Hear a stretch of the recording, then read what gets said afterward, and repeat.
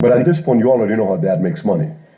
Well, you know what? You pretty much understand when you come from Howard Beach, and the only way I can really closely make the public understand it, to understand it, you have to make a correlation. And the correlation would be, you ever seen the movie The Town? Of course. Okay, with Ben Affleck? Great movie. Great movie. It's the famous line, right? Well, I was away with a lot of those guys. A lot of those guys I was in Raybrook with, all good, solid kids, Irish kids. They had lived in that conclave there. You couldn't.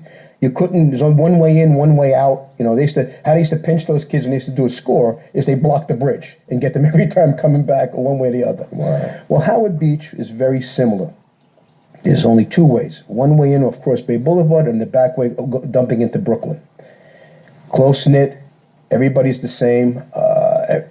More than not, people will like my father.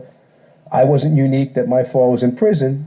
My next door neighbor's father was in prison, or uncle or cousin or somebody else was in prison for similar situations. They were all part of the street element. So really if you were Italian American and you lived there, you were more so inclined to know or be a part of that life or have relationships than not. If the answer would be not, then you were the odd duck. You were the exception, I was the rule. Okay? You would be the exception and I would be the rule. So if you were that guy that didn't really know any better, or didn't have a friend, or didn't know somebody who was in the street life, you were the exception. Because the rule was we all knew each other. We were real tight there, and you couldn't come in or out without us knowing about it, and that's basically the way it went down. So at that point, you're growing up, you get an understanding.